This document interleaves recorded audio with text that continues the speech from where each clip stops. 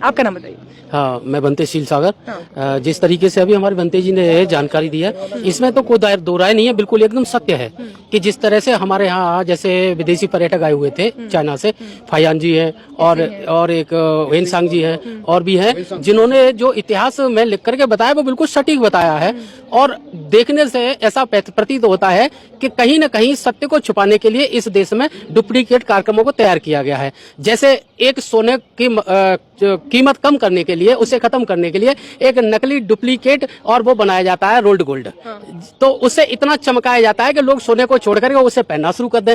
तो इसी तरीके से ये बुद्ध के इतिहास को मिटाने के लिए हमारे भारत देश के जो जितने भी बुद्ध के मतलब अनुयायियों के जो प्रतिपक्ष है, खिलाफ है, उन लोगों ने इतना अवशेष बना करके खड़ा किया है, केवल डुप्लीकेट हमारे ही अवशेषों को मिटा करके उन्होंने अपने अवशेष खड़े कर दिए। जैसे हर मंदिर में जाकर देखते हैं तो कहीं तो ऊपर बुद्ध दिखाई देते हैं, कहीं धम्म चक्र दिखाई देता है, कहीं अंदर दिखाई देते हैं। तो अंदर जो दिखाई देते हैं उनकी उन्होंने रूप सज्जा बदल दी। आप लोगों ने जो स्टडीज की थी जी। उसके आधार पे आप लोगों ने क्या कुछ पाया? इतना तो चलिए सबको पता है कि यहाँ पे जो चीनी यात्री आए उन्होंने अपने यात्रा वृत्तांत लिखे, उसमें उन्होंने बताया कि जो मथुरा थी वो बौद्ध नगरी थी। उसके अलावा आप लोगों को क्या कुछ मिला?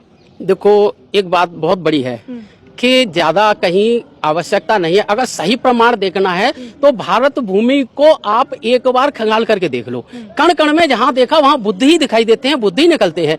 तो अब इसके लिए कोई अन्य प्रमाण की आवश्यकता नहीं पड़ सकती। और जहां तक है हमें बरगलान करके लोगों को गुमराह किया जाता है, केवल वहां से हटने की आवश्यकता है। हमारी ताकत फिर भी बहुत आगे बढ़ जाएगी। लोग कहते हैं कि प्रत्यक्ष को प्रमाण की जरूरत नहीं होती, यहाँ प्रमाण चीख चीख कर बताते हैं, आप प्रमाण दिखा दिखा कर थक जाते हैं, लेकिन माना नहीं जाता इस प्रमाण को।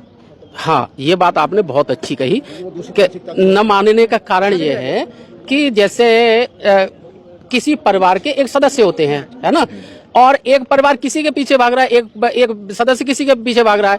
तो जैसे आज हमारे देश में स्थिति है तो वो जगह जगह लोगों के पीछे भाग करके अलग अलग खूंटों से बंधे हुए हैं, इसलिए एक दूसरे का किसी को विश्वास नहीं हो रहा। और ये ना विश्वास होने का यही कारण है कि हम लोग कहीं ना कहीं मात खा जाते हैं।